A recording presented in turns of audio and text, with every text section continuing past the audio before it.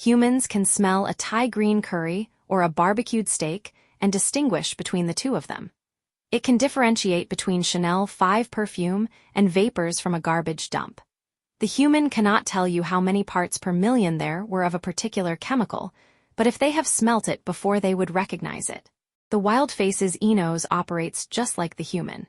Its AI algorithms analyze the different smells from the thousands of chemicals that emanate from any smelly object and can differentiate between them. The eNose has a significant advantage over swab-based methods of chemical detection in that these look for single marker chemicals that are known to be in the objects. These chemicals could exist in many other objects, so swab-based chemical detection is prone to significant false alarms.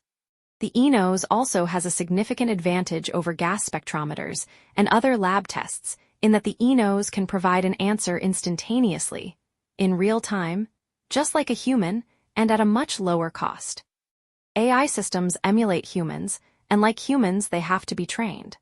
With WildFaces' intuitive AI technology, this learning requires only 2 to 3 samples for it to begin to recognize any smell, and over time it can continue to learn and become more and more accurate.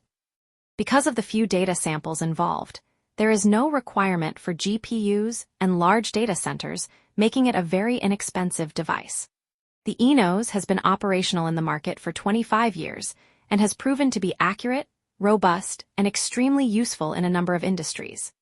It can already smell a large range of industrial chemicals from milk that has spoilt to sewage smells, and from spray paint to toilets that require cleaning, and it is continuously learning new smells. It is part of WildFaces' multi-sensory analytics portfolio, integrating sight, sound, and smell. Using a WildFaces system is like having a human present even when there is none around. The smell analytics on the eNose is an integral part of the comprehensive AI-based multi-sensory analytics from WildFaces.